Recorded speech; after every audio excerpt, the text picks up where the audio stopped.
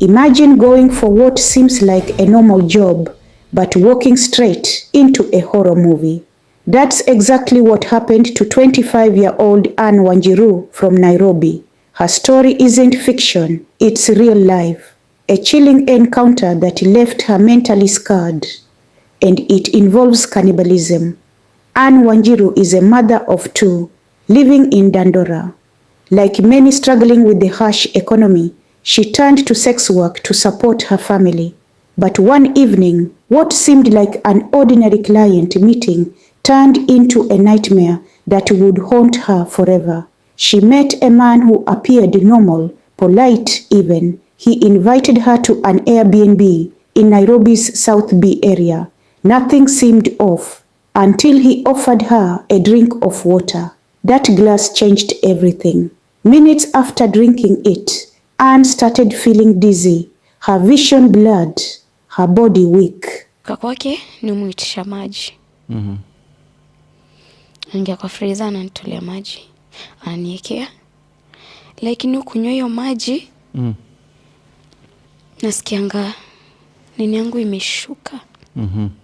Na feeling kizunguzungu mara moja tu. Natulia. That's when the man's true nature came out. He ordered her into the kitchen to cook. But this was no normal meal. When Anne opened the fridge, she found a human leg. Not beef, not goat meat, a human leg. Shocked and terrified, she tried to resist, but the man was insistent. He threatened her, forced her.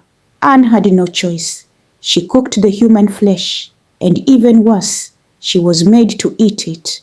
That one meal destroyed her. For an entire month after, Anne was sick. When she finally went to the hospital, doctors confirmed her worst fear. She had been drugged. But no medicine can cure the trauma of what she had been through. In her own words, she said, "Since then, I'm terrified. I ate a child."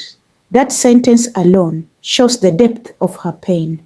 Since that horrific day, Anne left sex work. She now depends on well-wishers and friends to survive, taking care of her 2 young children. Her brave decision to come forward is not just about her. It's a wake-up call for the entire society. Her story highlights how vulnerable women in desperate situations are.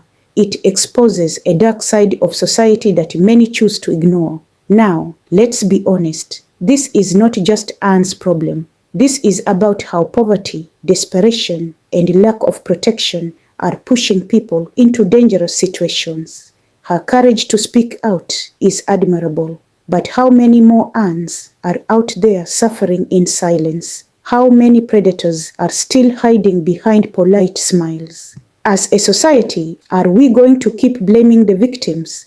Or will we finally address the root causes?